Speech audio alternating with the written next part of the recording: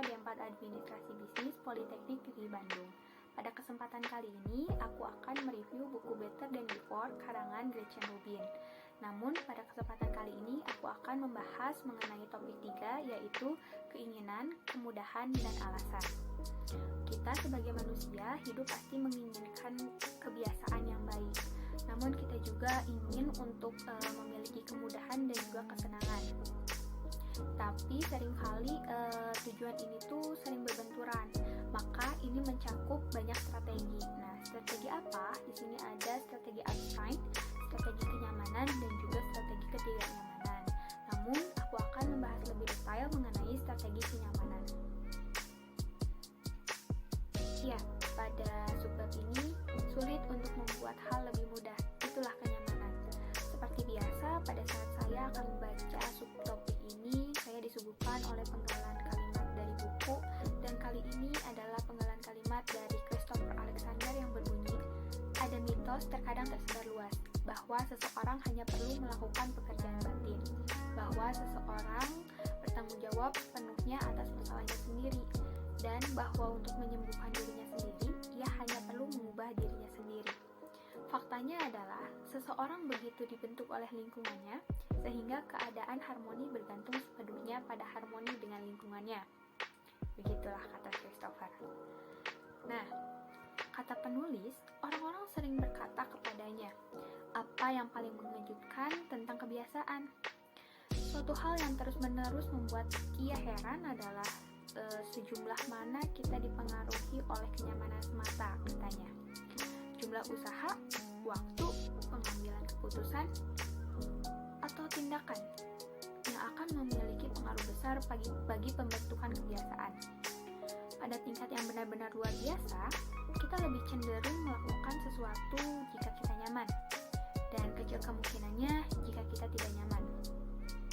Nah, hal yang terus-menerus membuat heran sejauh mana kita dipengaruhi oleh kenyamanan semata, kenyamanan yang membelenggu kita.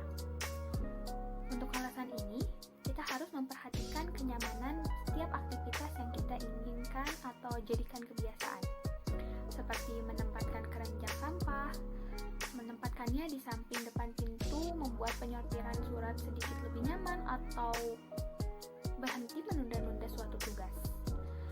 Ya, kenyamanan membentuk semua yang kami lakukan. Seperti contohnya, jika kita sudah nyaman untuk dibelanjakan, kita membelanjakannya. Itulah mengapa pedagang terus-menerus memikirkan cara baru untuk membuat pengeluaran yang lebih nyaman. Dengan item impuls yang tersusun di setiap garis pembayaran, penawaran kredit yang mudah, dan situs web yang menyimpan informasi untuk membuat menekan tombol beli itu menjadi kebiasaan yang mudah dan sekali klik saja seperti itu. Tapi kita juga bisa memanfaatkan strategi kenyamanan untuk membantu kita. Contohnya dalam menabung. Nah, ini bisa kita pakai strateginya. Kita dapat menggunakan strategi kenyamanan untuk memperluas dan mempermudah juga hubungan kita. Kita lebih mungkin berteman dengan orang-orang yang kita lihat tanpa berusaha. Mereka yang sering kita temui di tempat kerja, atau di kelas, atau mungkin di sekitar lingkungan kita. Faktanya, lebih mudah menjadikan aktivitas menyenangkan menjadi kebiasaan. Nah, karena menyenangkan itu membuat kita happy, dan hal yang membuat kita baik ataupun happy bisa kita lakukan terus-menerus dan berulang. Bisa jadi itu menjadi sebuah kebiasaan di dalam diri kita. Di sini juga Gretchen mengatakan saat dia mencari cara untuk membuat kebiasaannya lebih nyaman dan lebih banyak lagi menyenangkan, dia menyadari bahwa pertama-tama dia harus mempertimbangkan apakah dia harus mempertahankan kebiasaan itu atau sama sekali tidak harus mempertahankannya. Terlalu mudah untuk menghabiskan waktu untuk tugas atau hal yang tidak perlu, dan beberapa kebiasaannya dapat dihindari sama sekali, katanya. Tidak ada yang lebih nyaman dari itu, kata Gretchen di dalam buku ini. Dan rahasia kedewasaan di sini yaitu memudahkan melakukan yang benar dan sulit untuk berbuat salah. Itulah rahasia kedewasaan yang ditulis oleh Gretchen. Seperti contohnya, suatu malam ketika ia sedang berjalan-jalan di dapur, ia melirik ke arah sisa makanan yang tidak dapat ditentukan dari lemari es. Pemandangan yang familiar ini memicu ia untuk memikirkan tentang fakta. Itu orang akan lebih cenderung memakan sisa makanan jika ia disimpan di dalam wadah yang mudah dibuka daripada dalam wadah yang sulit untuk dibuka. Nah, ia mengeluh. Semua pemikiran tentang strategi kenyamanan dan pembentukan kebiasaan secara umum menghabiskan banyak ruang di benaknya. Itu kata Gretchen. Ya, selanjutnya itu ada ganti sekitar saya, bukan diri sendiri, katanya. Karena sebenarnya kebiasaan adalah kepala sekolah yang kejam dan berbahaya. Dia menetapkan dalam diri kita sedikit demi sedikit secara diam-diam pijakan otoritasnya.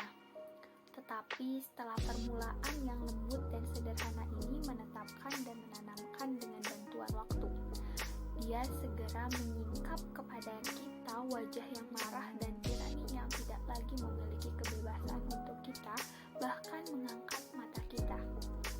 Itulah kata Michel de Montaigne. Nah, sama seperti Gretchen katanya, dapat memperkuat kebiasaan baik dengan membuatnya lebih nyaman. Nah, Gretchen juga dapat menghilangkan kebiasaan buruk dengan membuatnya menjadi kurang nyaman.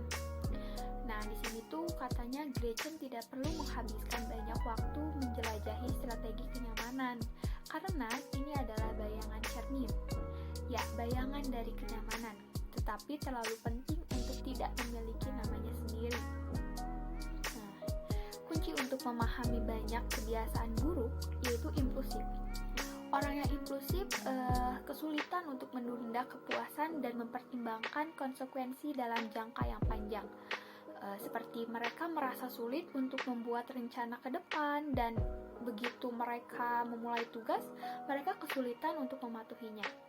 Selain itu, ketika orang yang impulsif merasa cemas tentang mereka melakukan suatu tugas, mereka sering mencoba membuat diri mereka sendiri merasa lebih baik dengan menghindari tugas tersebut.